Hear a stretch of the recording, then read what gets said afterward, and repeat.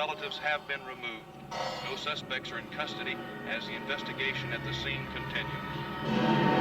Oil storage units continue to burn out of control at the huge Texaco refinery. You really can't beat the classics, can you? Continue with this Texas Chainsaw Massacre review series. If we want to go forward, we have to go back. So we're starting back with the original film from 1974. This film has a legacy and a reputation that precedes itself. It's something that, when it was released, had the R rating. It was a video nasty, banned in places like Great Britain, and it became this film that was notorious for being overly gory, overly brutal, and an insane film to watch. This all has some contradictions that we can make now, but this film really did cement itself into the zeitgeist of horror history at that moment, and into the horror timeline forever. Not only because of the contents of the film, but how the film was marketed, and that was really interesting. This film was advertised as based on true events, which really was more just inspired by the horrific events that Ed Gein had conspired by himself, which Ed Gein, not even a serial killer, really. So it was really just more based on those stories, and just kind of like this idea of, when you go to the countryside, what can happen when you're outside your own element in these mysterious areas, especially areas that you can't get a lot of contact from the outside world with. What happened was true.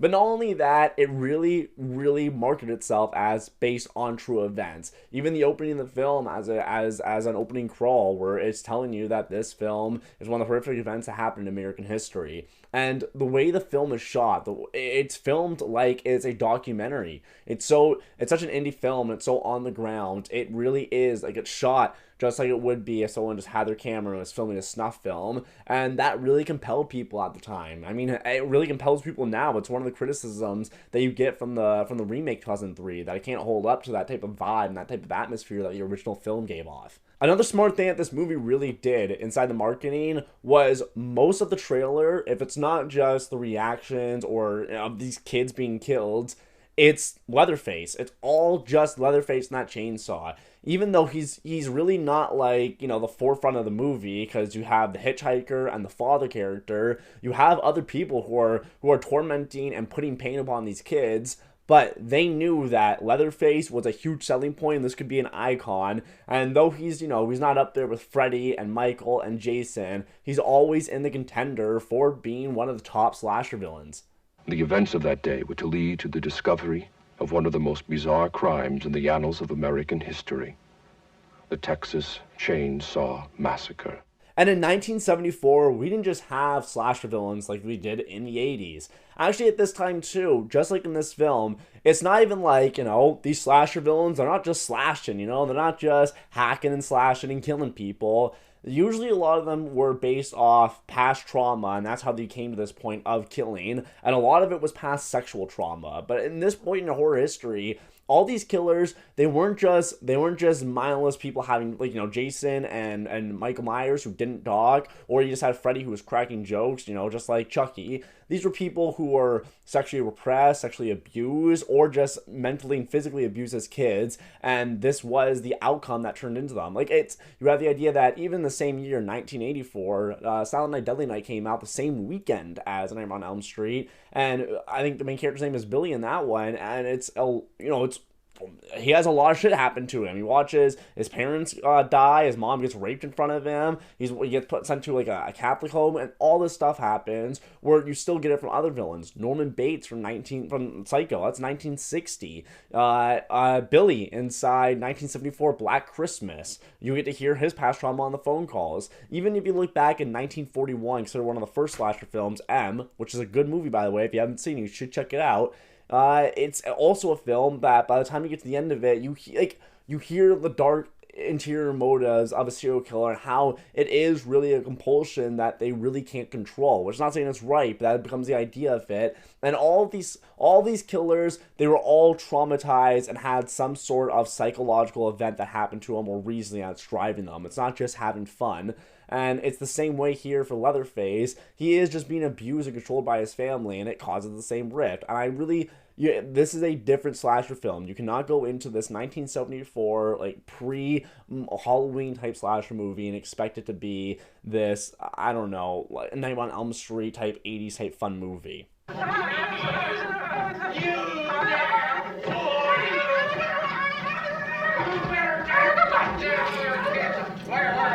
Now, I've been yapping about the pre-production, the legacy of this film. Let's get into the positives. And like I also said in the legacy part, this movie is filmed like a snuff film. It's filmed like a documentary, and that really, it really sinks you into this movie. It makes you feel trapped. It makes you feel like you're with the main characters.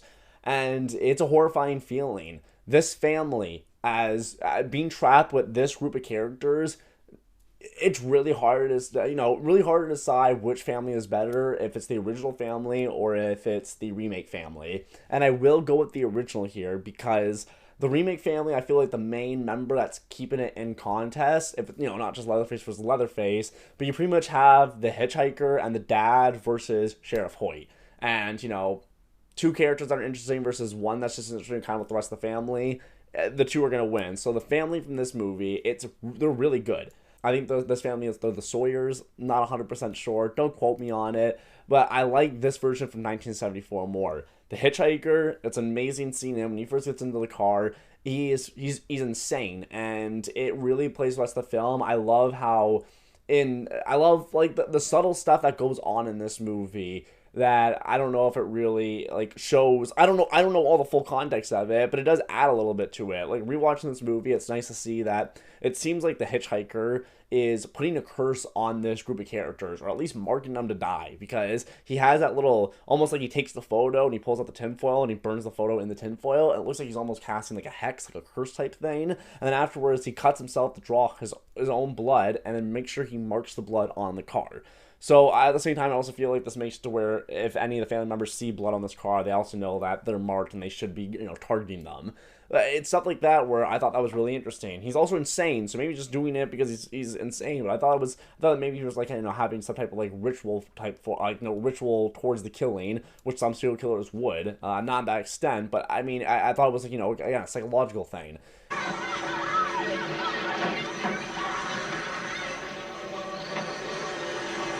And the father character, super creepy, and those guys says he isn't like tormenting or torturing. He is brutal in this movie. I mean, when he dates Sally and like acts like he's gonna protect her, he goes, grabs the car, and when he's like, "Get in the car, I'm taking you," and she's like, "No, why are you doing this?" He just grabs like the closest nearby object, and it's a broom. He just takes the broom and he beats her with it. And he beats her so hard with it, the broom handle snaps in half. It's a wooden one. And then when she gets in the car, he's taking the pointy part of the broom handle, just driving and stabbing her with it. You don't see like, she's just underneath. You just know he's just stabbing the ground. She's screaming while it's happening. And she's just smiling, driving, having a merry old time. Like that kind of stuff where that's fucking horrifying. I remember my girlfriend did not like this movie. At the end of it, she was like, "You like this film?" Yes, I do. I think it's a really good film. But I heard her laughing when the broomstick part was happening. To me, I think that's brutal. Hits her so hard, not only does it break, but at the same time, like, yeah, it was the closest object. Like, it was realistic. These characters, all three of them were horrifying. And the star of the show, Leatherface, oh man, like, what an awesome character. He's a brutal savage inside the remake, but in this movie, he is such a, not like a giant teddy bear. He's not at all. Wherever he sees you, he will kill you.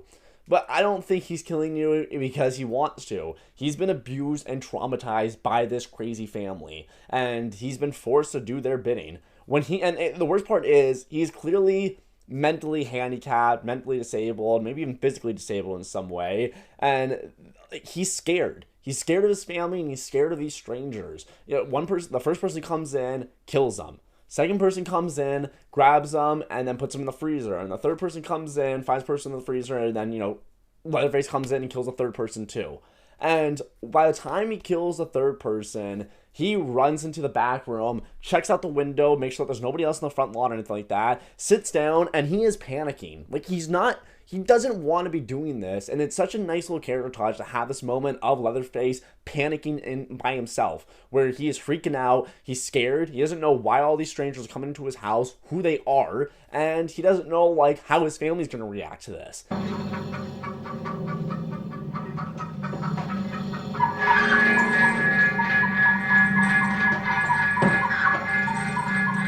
And good thing he does capture them and pretty much hurt them, because when his dad comes home, his dad's like, "Did you get the rest of them? Did you get the rest of them?" And Leatherface is scared. He's saying yes, he did, but he's horrified of his father. And Everything works here. It's not just your typical slasher film where, you know, he's like Michael or Jason. He has like super strength and he's brutally killing you because he has no empathy. He's doing pretty much what he's told. And I think that really works. That really matters here. And this film is amazing at showing you everything you need and showing you everything you need and not a drop more. And that's really good about it. You know, this film's remembered for its over amount of gore, but really it barely has any in it. And everybody knows this nowadays, where it really just kind of, people just kind of freaked out back then. It's like how people used to say that inside Psycho, you could see the knife hitting the skin, but it never does. It's just, it can work that well when your imagination plays off what's showing on screen. And that's also, you know, that's movie magic right there.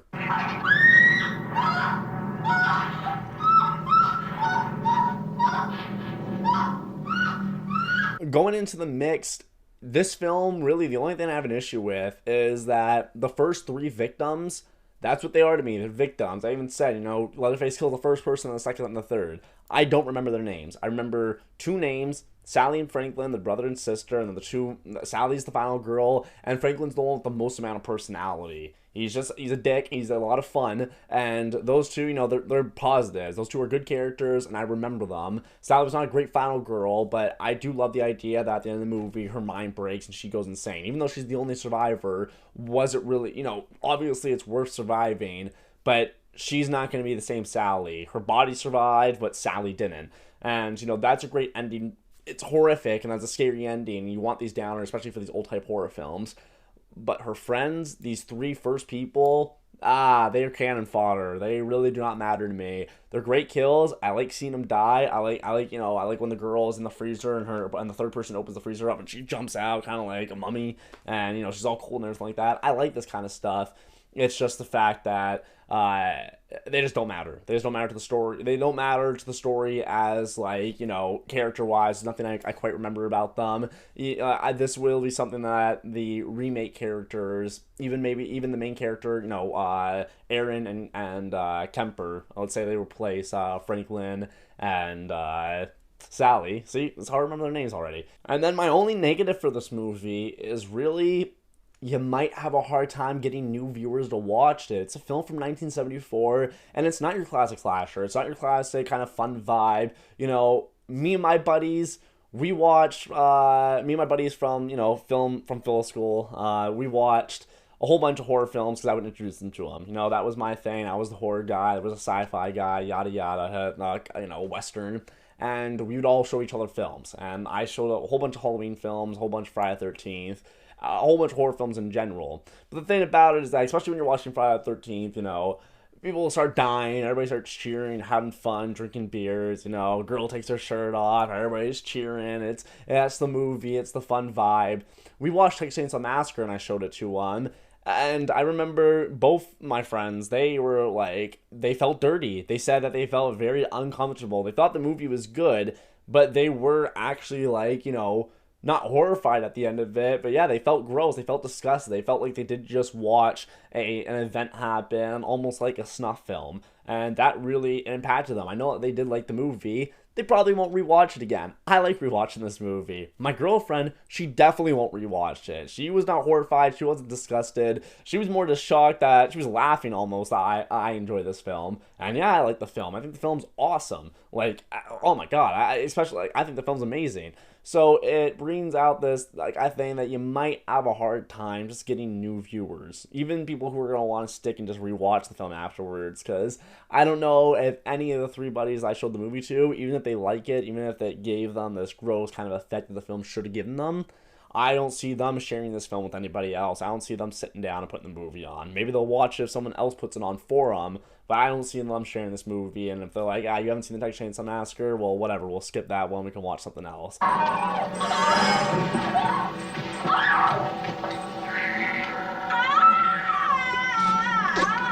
You know, overall, this movie is really, really good. It's scary. It gives you this uncomfortable vibe. It's gritty and on the ground. It's gory when it needs to be, but only little times it does, because your imagination will go wild with it. And Leatherface, and I would even say the Hitchhiker and the Father, are memorable characters. Especially the Father, I don't think he gets enough credit as how scary and, like, you know, terrifying he can be. And he can be funny in moments too. I do like the idea that Tobe Hooper did say that this film was supposed to be a dark comedy, which, maybe many of you know by now, but this film, that's what he said, and that's why the other films have a little more, especially the second film, supposed to have more of a comedic tone to it.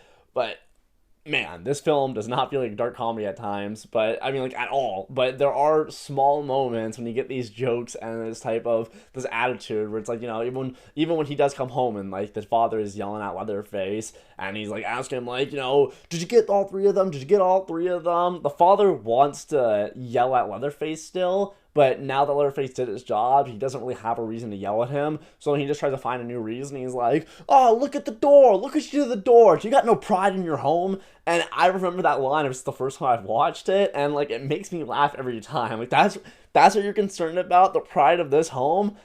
Like, your furniture is made of skin. Like, there's bones everywhere.